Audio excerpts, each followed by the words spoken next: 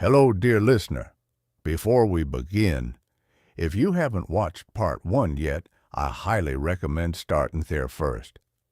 Because this series is not really about motivation.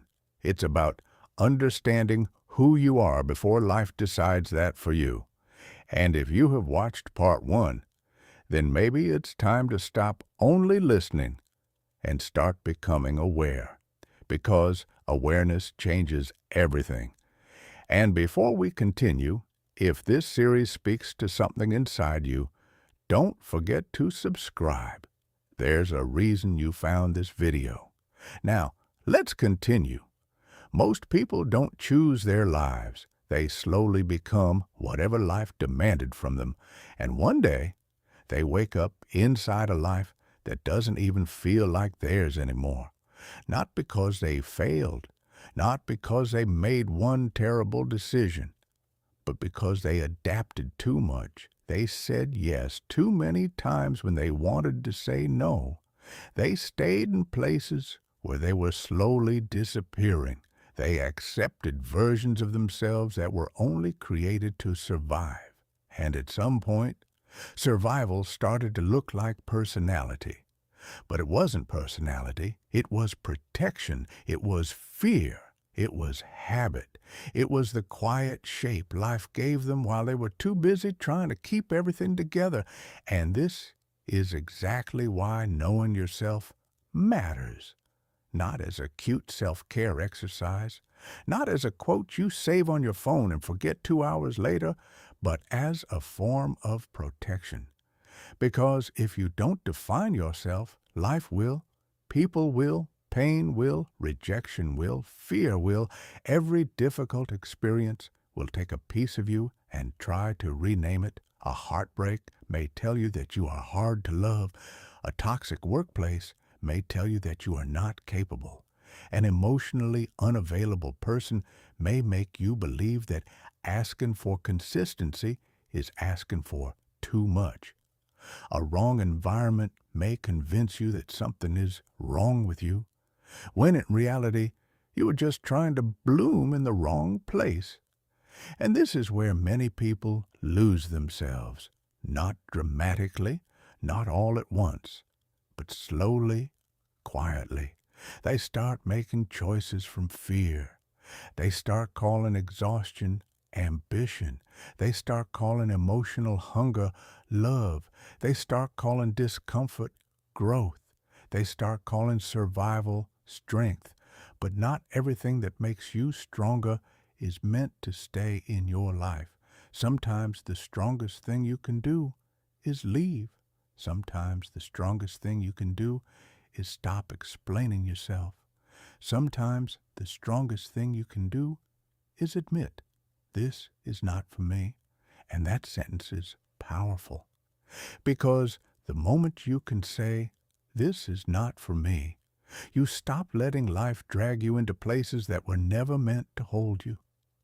This series is not about planning your future in the usual way.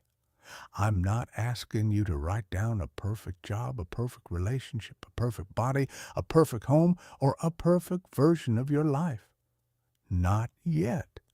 Because before you decide where you're going, you need to understand who is going there. You, not the version of you that was shaped by pressure, not the version of you that learned how to be liked, not the version of you that became smaller to make other people comfortable. The real you, the one underneath the roles, underneath the expectations, underneath the fear of disappointing people. Because if you build a future without knowing yourself, you might get everything you thought you wanted and still feel empty inside it. You might choose a career that looks perfect on paper but drains the life out of you. You might choose a relationship that makes sense to everyone else but makes you feel alone.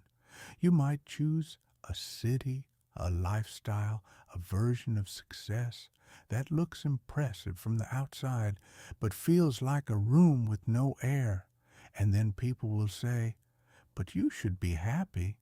And you may even believe them. You may look around and think, yes, I should be happy. But happiness does not come from living a life other people approve of. It comes from living a life your inner self can breathe in. That is why this work matters. Because when you know yourself, you stop chasing every shiny thing. You stop saying yes just because something sounds good. You stop confusing opportunity with alignment. And you begin to ask better questions. Not, will this impress people? But, does this fit me? Not, can I survive this? But, can I be myself here? Not, will they choose me? But, do I choose this? That is the shift. That is where your future begins to change. Not because you forced it. Not because you controlled every detail. But because you became honest about who you are. And when you become honest about who you are, your choices become cleaner. Your yes becomes stronger. Your no becomes clearer. Your energy stops leaking into places that only take from you. And slowly, your life begins to take the shape of your truth. This does not mean you will never compromise. It does not mean you will become cold, rigid, or impossible to be close to. It does not mean you stop loving people. It means you stop abandoning yourself in the name of love. It means you stop betraying your own needs to keep peace. It means you stop calling self-erasure being understanding. Because there is a difference between being flexible and losing your form completely. There is a difference between growing and becoming whatever other people need you to be. There is a difference between being kind and letting people design your life for you. And this is why we are doing this. In the next part of this series, I'm going to ask you to take a pen and paper, not to write your dreams, not to write a list of goals, but to write yourself, your values, your limits, your needs, your non-negotiables, the things that hurt you, the things that heal you, the places where you shrink, the places where you come alive. Because once you know these things, you stop walking into every room empty-handed. You enter your life with a map. And no, that map will not control everything. Life will still surprise you. People will still disappoint you.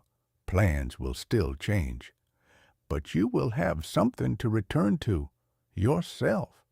And maybe that is the real beginning, not becoming someone new, but finally refusing to be shaped by everything that was never truly yours.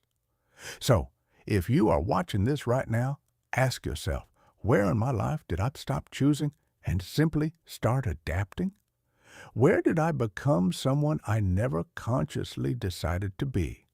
And most importantly, what part of me is still waiting to come back? And maybe, for the first time in your life, the person shaping your future will finally be you. This is not a manifesto. This is a return. And this is part 2. See you in the next video.